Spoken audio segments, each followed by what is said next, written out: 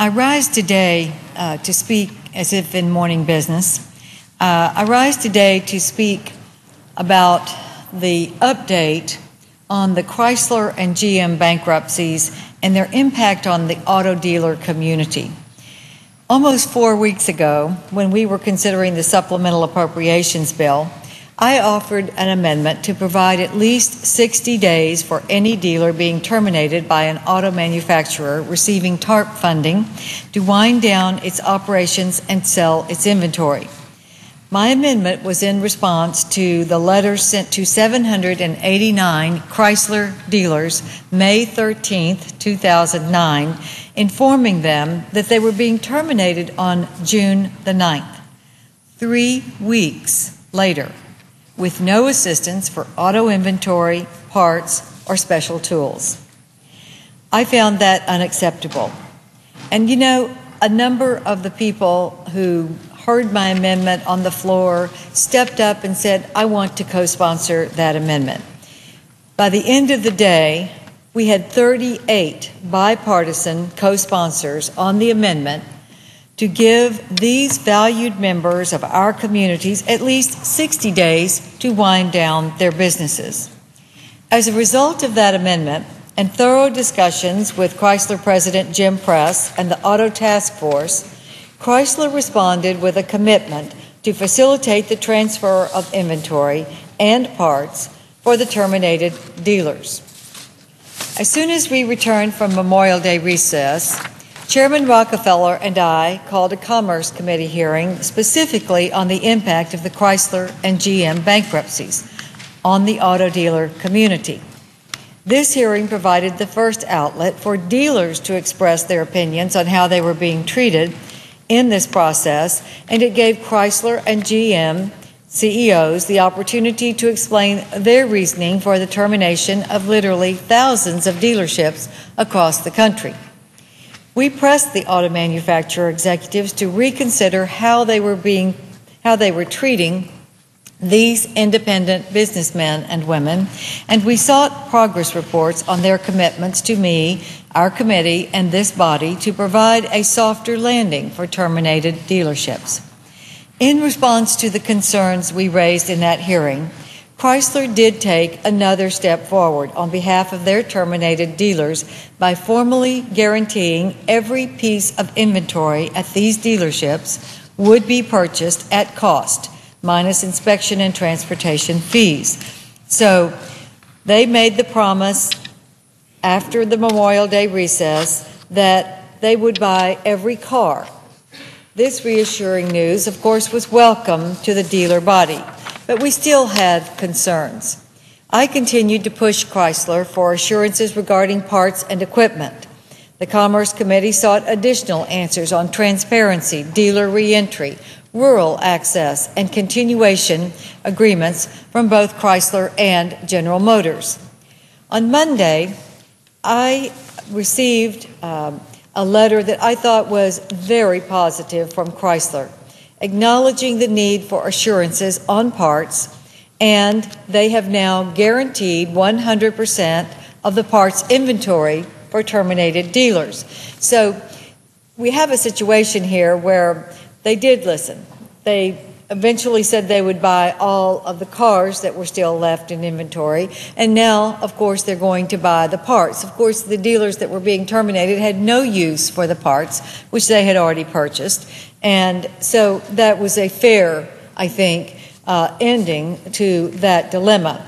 I also want to point out another part of the answer to the Commerce Committee letter, which is on dealer terminations and market reentry, because one of the things that came out in our hearing is that in some places all of the dealerships in the area were being closed, and yet we had word that there were new people coming in seeking financing for a new dealership in the same place. Now, that didn't quite ring right with us, and so We did ask for assurances that any dealer that was terminated would have some ability to come back in if another dealership was going to be put in that area.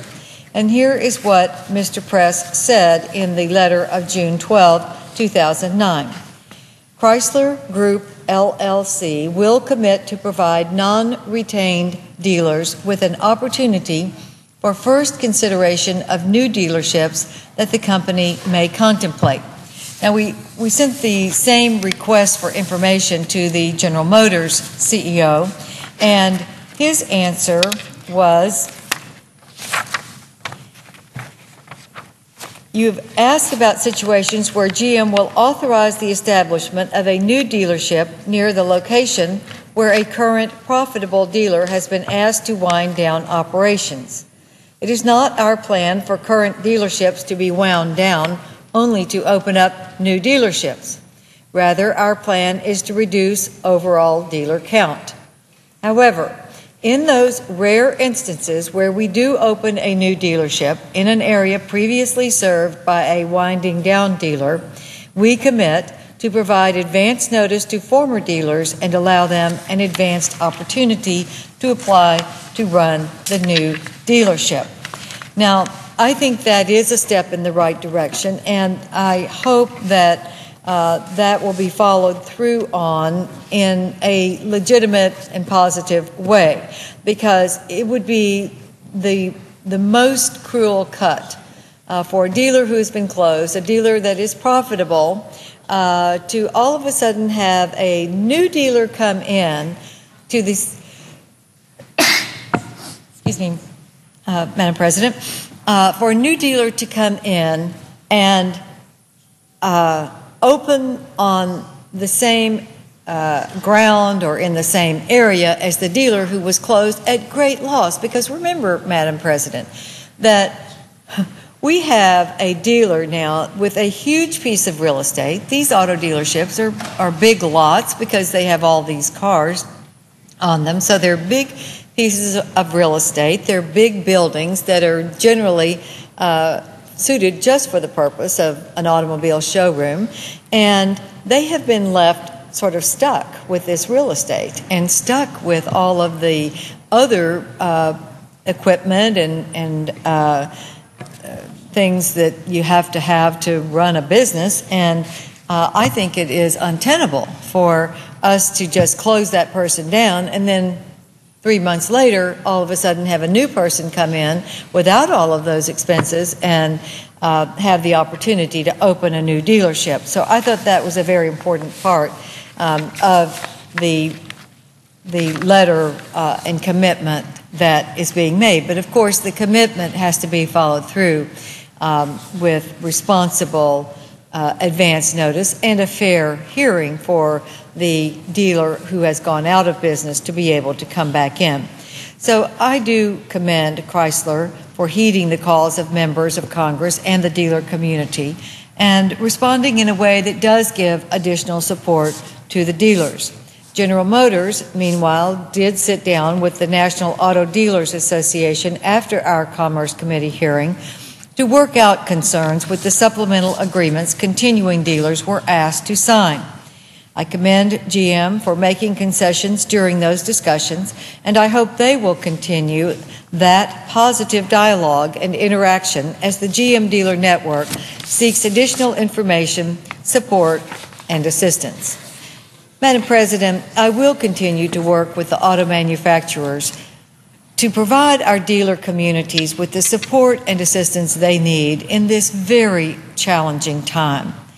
I am worried about what is happening to many communities in my state and all over America, because so often auto dealers are such a pillar of the community. They are very community-oriented. They advertise. They support the Little League. They support the United Way. They support the high school football programs. They're community citizens, and they're always the first one to step up when the community needs something. So closing these dealerships, especially where it's the only dealership in town, especially when it's profitable, has been stated to be necessary, but when the dealer takes all of the risk, they buy the cars, they buy the parts, they buy the special equipment, they have the real estate costs, they take the risks, not the manufacturers. So I am not convinced that cutting down on the number of dealerships is really the most productive thing for this economy today. We're trying to keep jobs, we're trying to keep communities going, we're trying to keep our economy steady and growing, and why we're closing down dealers and putting people out of jobs when they are profitable and contributing to the community is frankly lost on me. And in fact, I asked Mr. Ron Bloom, who was a member of the Auto Task Force, is a member of the Auto Task Force, at a Banking Committee hearing after the Commerce Committee hearing. I said, why did the task force ask both GM and Chrysler to go back to the drawing board and eliminate more dealerships than their original plan? He acknowledged that they did this, and again gave us the argument that fewer dealerships will be better for sales of these cars and trucks. I'm honest to admit, do not understand why he believes that, why Mr. Bloom or the Auto Task Force or GM or Chrysler believe that when the dealers take the risk and they're profitable, that it will increase sales to eliminate those dealerships. And I certainly don't understand how the task force, which is part of the White House, would not see that this is going to hurt the economy in the long run, putting people out of jobs, thousands of people out of jobs. It just is counterintuitive to me. However, it is being done, and all we're really trying to do is help the people who are being shut down to have the first rights to new dealerships that would open, and to make sure that they are treated as fairly as possible. You cannot say it's fair, because getting 3 weeks' notice to shut down an auto dealership is just not fair.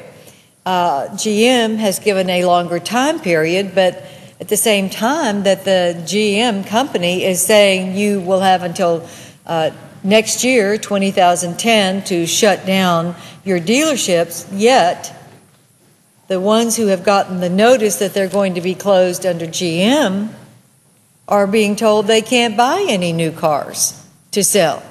So they can wind down the inventory that they have, but they can't stay in business until 2010 if they can't get access to new automobiles and parts. So it doesn't seem like that's going to really work very well either. So I'm hoping that GM is going to also be a little more responsible in trying to help those that are being closed with some ability to wind down in a more constructive way.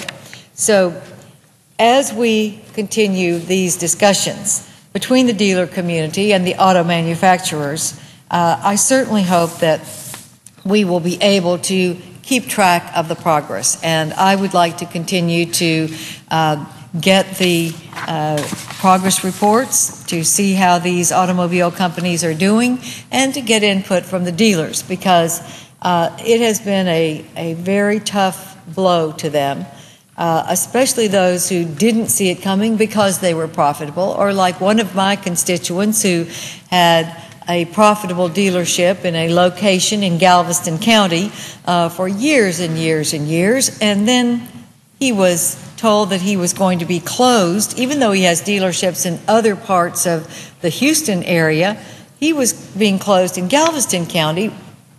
And of course, Galveston was struck by a terrible hurricane, Ike, last year, and his business was down in the Galveston County location.